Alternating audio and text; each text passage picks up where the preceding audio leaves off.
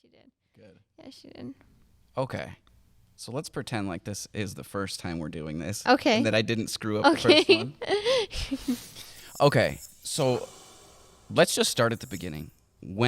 How old were you when you started playing softball? I was 6 years old when I started playing club softball, but I also did like AGS when I was like 4. And What's AGS? It's like American Girls Softball. It's just like a little league kind of, pretty much, to play softball and for like young girls. And then I pretty much grew up on a softball field because my older sister, she played softball. So I was just always watching her because she also did club ball. So I was at all her tournaments and all her games and everything. Was she a really big influence, obviously, on you playing softball? Yes, most definitely. I would say, like, as a young girl, like, I looked up to my older sister, and I was like, I want to be her. Like, she played shortstop, and she was hitting from the left side, and I was like, I want to be just like my older sister, and I had to copy everything that she did. Okay, so are you left-handed, or did you just learn to bat left? No, I'm a full, like, left-handed. My Okay. dad, actually, when I was born, he wouldn't let me pick anything up in my right hand. So anytime I had anything in my right hand, he would switch it over to my left hand. So I just naturally became a lefty. You're lucky, because I was and I had to learn everything right. But I had to learn everything right-handed before anyone, Okay. I could get a left-handed glove or bat, Right. or not bat, like hockey stick or something. So I was forced into the whole right-handed situation. Yeah, because I didn't have very much either. Yeah. Okay, so you're a little girl playing softball. Now you hit 7th grade. You're 12 years old, and now you start thinking about colleges? Yeah, I had a really early recruitment process just because during that time, recruiting people, college coaches could recruit you at like 6th, 7th, 8th grade. Like, girls were committing to these schools at those young ages. But then my 8th grade year, they changed the rule where you couldn't get recruited now to September 1st of your junior year. But at the time, I had to really like start emailing college coaches and making sure that they knew who I am so I can put myself out there. How is a 12-year-old emailing college coaches? Like, that seems insane to me that you're already having to look at Division I colleges as a 12-year-old in 7th grade.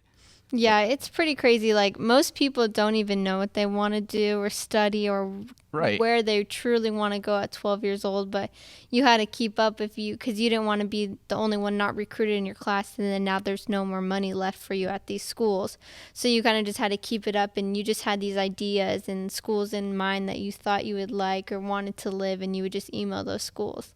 What schools did you have in mind when you were in 7th grade? In 7th grade, I had all like the big schools like Oklahoma, U of A, ASU, like Oregon, like all the big, like, you're a little girl and you want to play on like the biggest stage with all the biggest teams at the time and stuff. So. Okay, so now let's go starting high school. So now you're going to Willow Canyon. Yes. One of the biggest high schools. It's 5A, massive school.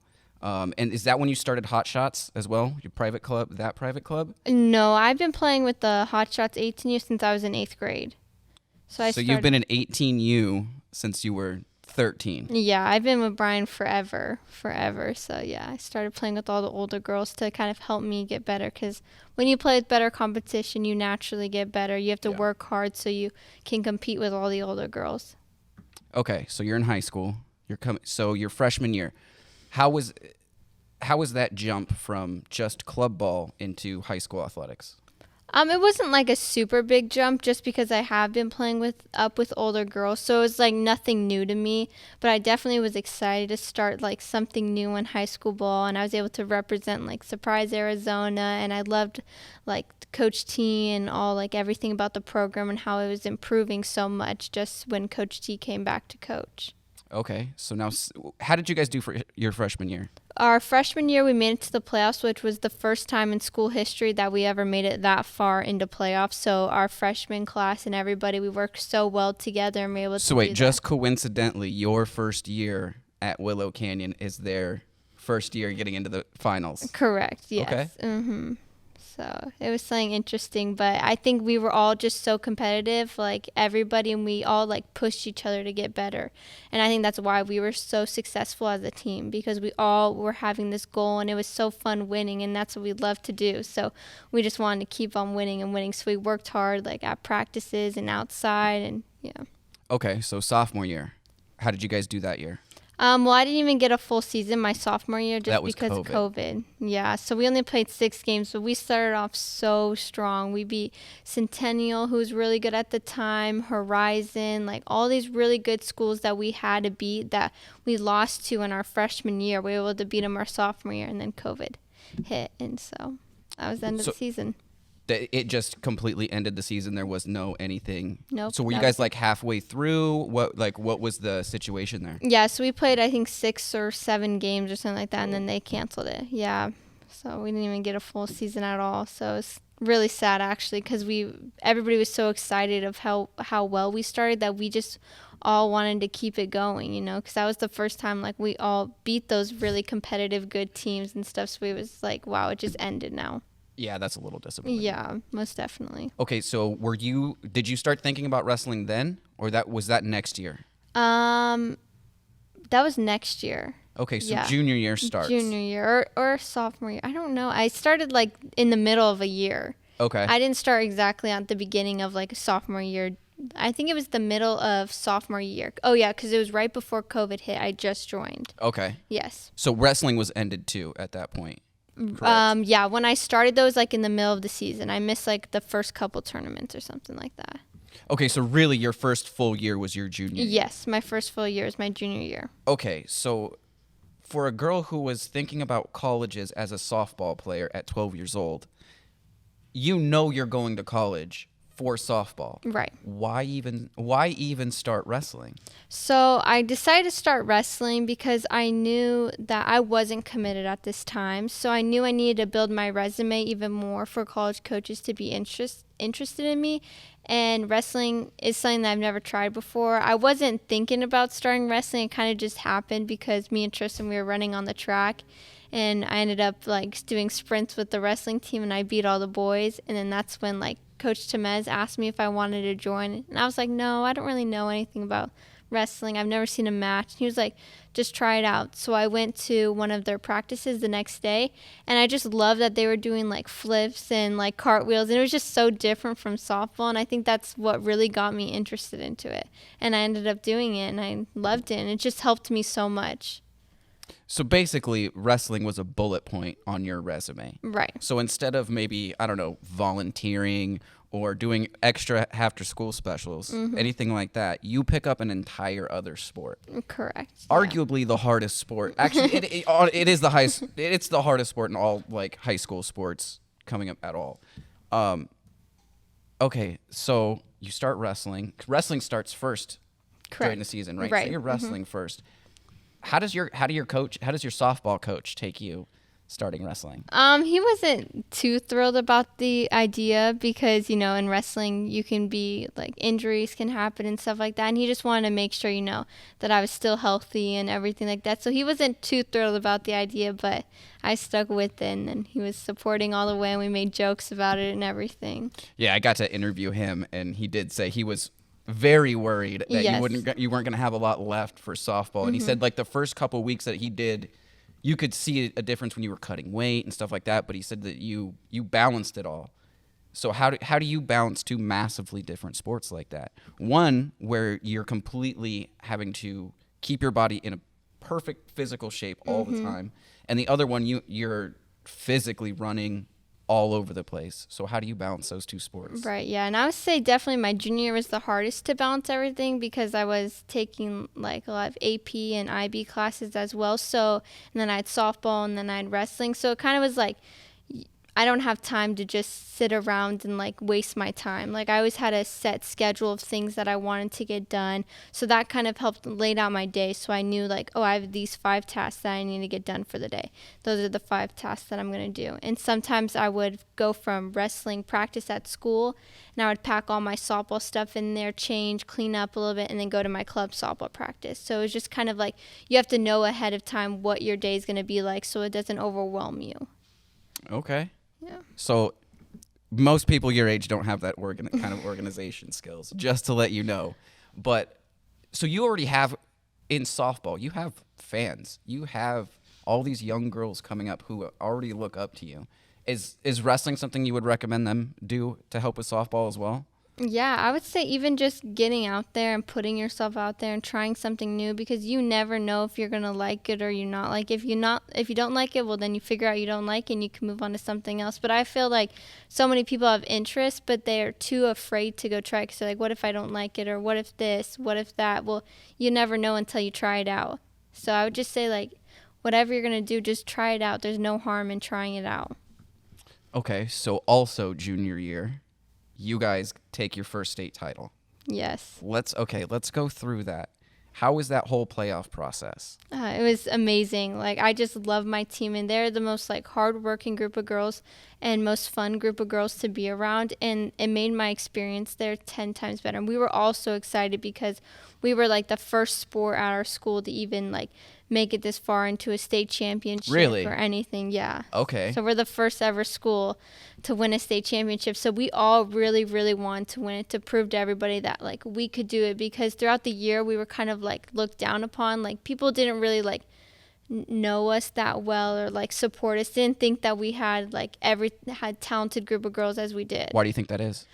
Just if you read like news articles, they would get our name wrong. They would call us Willow like something else. They wouldn't even know Willow Canyon softball. They would just mess up like little details, and we were all so hardworking, and we just wanted to show that like our hard work is paying off and that we can do it. And you did. Yes. You guys did. Mm-hmm. How was talk about the last game of your first state title. What was that like?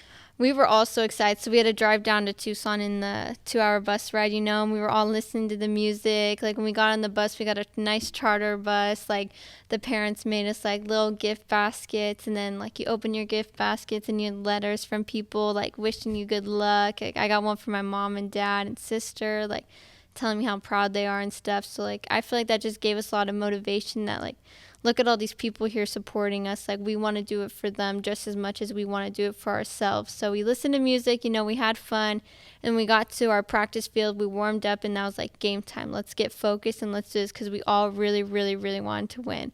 So we had practice, and then we went into the U of A field, and it was just an incredible feeling. Like, when you stepped on in U of A, like, it's kind of like down, so like the fans are more on top, and you can just hear the echo of them like cheering as you on the field. It was just the most incredible feeling ever. Okay, so next year. So now it's at ASU. Yes. Actually, okay, your senior year. Let's go back. Let's start at senior year, because that's when we start. That's your second full year of wrestling. Mm-hmm. So you basically had the goal in your guys' wrestling room. You guys have the names on your ceiling. Yes. So your goal was basically get your name up there, and the only way to do that is to place at state. Right. Right. So you work all year to place at state. That's when you and I met. We met at girls sectionals. Correct. At Shadow Ridge. That was awesome, because I'll put it up right here. Your last match was amazing. You were up against this girl, and she actually had you in a strangler, but it wasn't a full. She didn't have your other arm right above your head, and you were able to twist, turn right on top of her. Like, that was the first time. It was like back and forth that whole match. Yes, it was amazing. it was. Mm-hmm. Okay, so you win that match. How did you feel winning that match, knowing like you're number 1 seeded in state?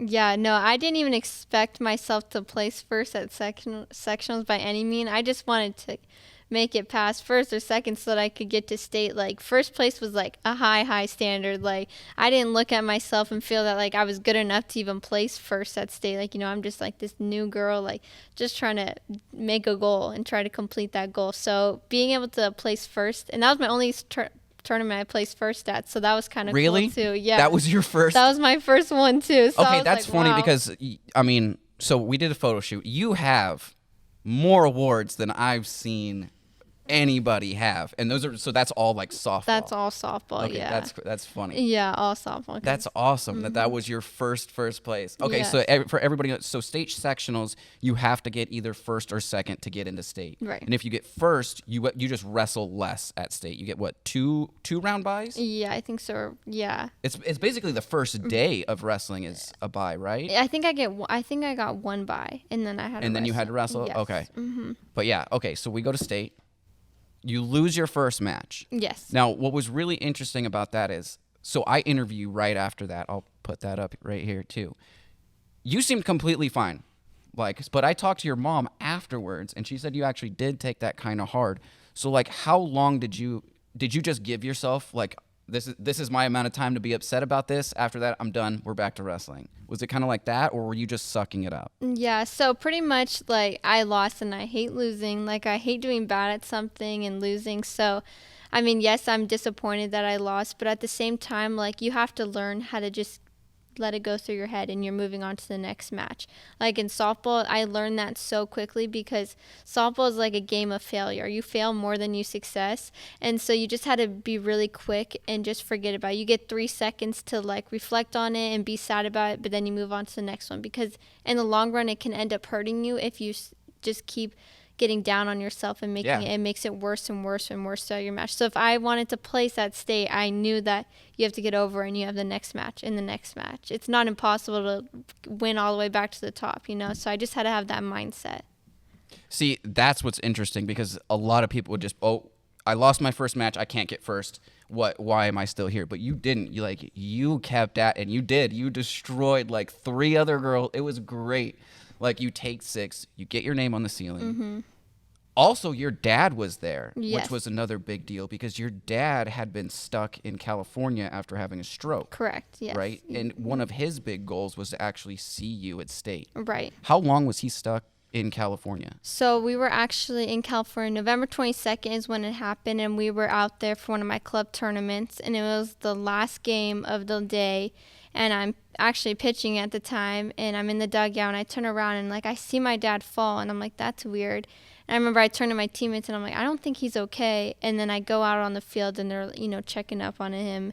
And all of a sudden, like, I start hearing the ambulance and stuff, and they come and pick him up. And so they stop the game, and I ended up going to the hospital with him, and we figured out that he had a stroke, and he has bleeding in the brain, which caused him to be paralyzed on his left side. So he was in the ICU room for 24 days. Or some like very high many days, and then he went into like the normal hospital, and he didn't get out till like February. So me and my family pretty much lived in a hotel in California for like 4 or 3 months. And so when I did meet your dad for the first time, he was actually in a wheelchair. Yes. And he wasn't able to walk, and now he's barely using a cane, right? Yeah, he's worked so hard. He's able to have so much more movement on his left side. He can raise his arm. He can like make his own food now. He can walk. Like I remember we had to help him used to like get up from the couch. He does that all by himself, and like when he's feeling really good, he can walk without the cane and everything. So it's just a really cool, like inspiring thing for me to see that like how hard he's worked, and I'm just really proud of everything that he's done. And I think that's like also a big inspiration in my life and what I see, because nothing's really that hard in my life. Like he's gone through something that's really truly hard, and him being able to not give up and keep putting in the work every single day to just try to do something small is really inspiring for me. Yeah, I think that's probably why you and your sister are such high level people, is because of that. Even though I love your parents, because they straight up told me, they're like, we don't know where she gets all of this. We didn't raise her, like, but they obviously did, it's definitely all them. They have been such great influences throughout my life, and they're the most selfless people ever. Like they do so much for me and my sister. Like they always put us first when they could be doing whatever they want. They go to every single one of our softball games, wake up every morning, take us to practice or games at 4 a.m., have the cooler packed, like take us all out. Like they're just doing so much for us. Yeah, especially for your softball tournaments. Like, so the California one that I went and shot with you, they didn't know whether they were going to be there for 5 days or 10 days, because if you guys keep winning, they just have to stay. Right. So they're just paying for a hotel that entire time. Yes, whether they are. So that is parental dedication, I would say, and support. So yeah, your parents definitely have your back on that. Yeah, and we don't travel just once throughout the summer. We travel to Colorado and California again, so it's definitely not like a cheap experience, but they never complain. They never do that. They support us. They go out and practice with me. They just do whatever I need, and they're there for me. So I'm really thankful for that. Yeah, that's a huge reason of why you are where you are, and yes, you are who most you definitely, are. So. Yes. Okay, let's get back to senior year. Okay, so you placed 6th at state in wrestling, and at that point, I had no idea who you were in the softball community. I didn't even know you were some crazy top tier softball player. So I find out You guys find yourself in the playoffs again. So what's that like? It's your second time. Is there more pressure your second time or less? I would say there was more pressure just because it was my senior year and we worked really hard through the first 3 years to get here for my senior year, and I wanted to Okay, hold on. Are you committed yet? Yes. When you get into playoffs, are you already committed to Louisiana Tech? I committed like in August Okay. to Louisiana Tech. So. Okay, so that at least that pressure is off of Right. you. Mm-hmm. Okay, cool. Okay, so back to you guys are in playoffs. So you guys pretty much sweep playoffs. Mm-hmm. Pretty much no problem, right? Right. Now you're at ASU, back in the title. Are you playing the same schools last year, right? Yes, we are playing the same school. Okay, so how was that? It was kind of crazy because we played them once in like the other like preseason games pretty much, and we played a 14-inning game with them. It was like 2 hours long, and we ended up beating them international tiebreaker. So we knew that they were a very competitive team and that it was going to be a good game, and there was no just like, oh, we have to let off. Like we had to keep pushing, and we all had to work really hard even leading up to the championship game. If we weren't being pushed, then we were doing something wrong. Like we were pushing each other at practice, making sure that we really took every rep like in practice and played it with like intention and made sure we were doing everything right. The little things. And you guys beat them in 5 games, correct? Did it go to game? It went to game 5, correct? Well, the championship game was just one game. What? I thought it was a series. No, the championship game is just one, and then we have playoffs. Okay. Playoffs and then championship game. Yeah. Okay. So you guys beat them. How was that? How was that celebration that second time? And how was it at school coming back? It was pretty cool. Like, we celebrated, in the bus ride. We were so happy. We always, even last year when we got on the bus, we played, like, the song We Are the Champions, on the bus. And we all sang to it. And we were all dancing, making the fun TikToks, and stuff like that. So we were all really happy just to show that everything paid off throughout the year. And the seniors, me, Tristan, Jaden, and Avi, like, we really wanted to win it our senior year because, like, we want to go out in a bang and like have everybody like remember us as like winning state championships back to back and just all that really good stuff. So we wanted to be there for everybody and make sure that we could reach that goal of winning state. So now everybody at Willow Canyon is going to remember you because your coaches created the A1 award. Correct. Which is basically a legacy award that they're going to give to one girl every year now for the rest of your school. What is that like to have an award named after you? At 18. Yeah, no, it was definitely really cool, and I didn't see it coming at all. Like, I did not know we were handing out the awards, and he created it. And I just remember, like, my freshman and, like, sophomore year, like, I told him, like, I want to be a person that makes, like, a legacy or, like, leaves a mark and that people can always kind of remember me, not just because, like, I'm a hard worker or, like, just helping the community or whatever I can do. Like, I want people to look at me and be like, oh, like, that's Alannah. Yeah, that's exactly what it is. So now let's talk about college. Mm-hmm. So you get a full ride. You get recruited by Louisiana Tech. Wasn't even a school you were looking at the time. Correct. Right. You're looking at 3 other schools, I think. Mm-hmm. And they approach you. They come to you. They invite you out. What is that like? Having a massive D1 school come to you like that? It was really surprising to me because I didn't even know at the time that they were at the camp. So them like introducing themselves, I was like, wow, this is really cool. Like for them to pick me out of this camp of 50 girls there. So I was like, wow, I must be, doing something that caught their eye. And they introduced themselves and I introduced me, and I sent my unofficial transcripts to them, and I looked up like the program and the coach, and I just like, wow, this is really cool. Like this coach like knows what he's doing. He's making like a winning team. And I was like, I love the campus. And he invited me for an unofficial visit in August. And that's when I went, and I just fell in love with the campus, the school, the community around. Ruston is a small little community, but everybody's like a big fan of Louisiana. Like they think Louisiana is the best of the best, and they're always supporting. So you always have the community support, which I loved. Yeah. And so I just chose to commit there. Okay. So now you're committed. What are you studying? I'm studying kinesiology and health sciences. To be? A pediatric occupational therapist. What inspired you to do that? So I saw the impact the occupational therapist made on my dad, and so I want to be able to do the same thing for others. That's awesome. Okay. So now, what is the next goal? Because you obviously complete whatever goal that you set. So what's the next goal for Alannah? So pretty much my next goal is to be able to start as a freshman or make an impact in the program at Louisiana Tech University. So that's the goal. So you're a multi-position player. Where do you want to start on that team? Where would you prefer, or I wouldn't say prefer, but where would you like, to start on that team? Honestly, anywhere in the field. Like, as long as I get the chance to play, if the coach needs me in left, center, right, second, I don't care. I'll play there. I want to be just like a team player. Okay. So you've got your future pretty much laid out at this point. What do you say to like your little minions, all your little girls running around right now? Like, they want to do exactly what you're doing, right? D1 college scholarship, know exactly what you're doing and exactly where you're going. What advice do you give them to like try to follow that path? I would tell them that, like, anything is really possible. Like, people tell you that all the time, but I want to say, like, I'm not the tallest softball player. I'm 5 foot, so I'm not your 6 foot, 5'7" No, girl. I actually have your coach on video say you are always the smallest and always the best person on any given team that you're on.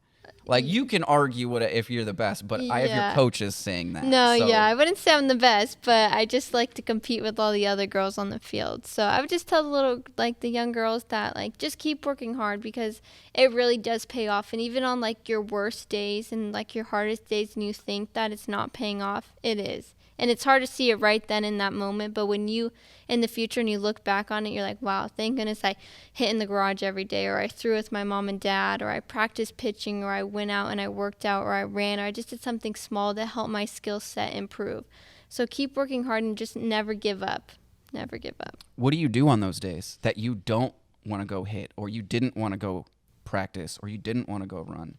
Like, you wake up and you're like, I don't want to do it, but what makes you do those things? Yeah, no, there's definitely days when I'm just super tired. I think I'm super tired and I don't want to do it, but then I remember my head, my goal, and I have to be my own, like, alarm clock to getting up. I can't have other people tell me what to do. Like, it's up to me, and if I don't want to do it, then my goal's not going to get done. So I have to be my own person. I have to be able to go out and work hard and hit and run and work out, because I know if I don't, then I'm not going to be able to reach my goal. I can't just sit back every day and watch and expect for things to happen. Hard work is what makes things happen.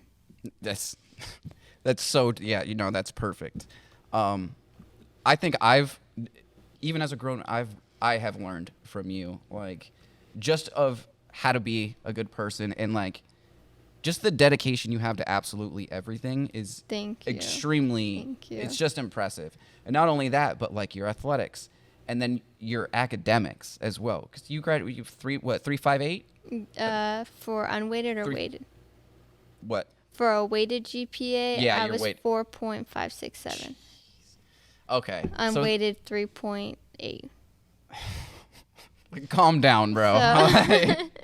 So. No, that's amazing to be able to do, dominate two sports and then have all that. You know what I mean? Like, that's why I wanted everyone to know who you guys are. Right. Because, like, all of you, there's this whole group of female athletes that you're in this generation of that are utterly amazing people. Right. You know what I mean? Mm-hmm. And I want to bring that out because you guys are so dope. Yes, no, I just totally agree. I hope everybody can understand what I see in all of you guys just from this. Right, so, and I'll say, like, I look at people and, like, they're inspiring and what drive me too. I see other, like, female athletes doing all this. I'm like, wow, that's really cool. Like, I want to be like them, or, like, and that inspires me to keep working harder doing that. Or just so many people, my friends, my family, my teammates, they all, like, inspire me every day and push me to make sure that, like, I reach my goals too. So I definitely wouldn't be the person or player I am without everybody's support too.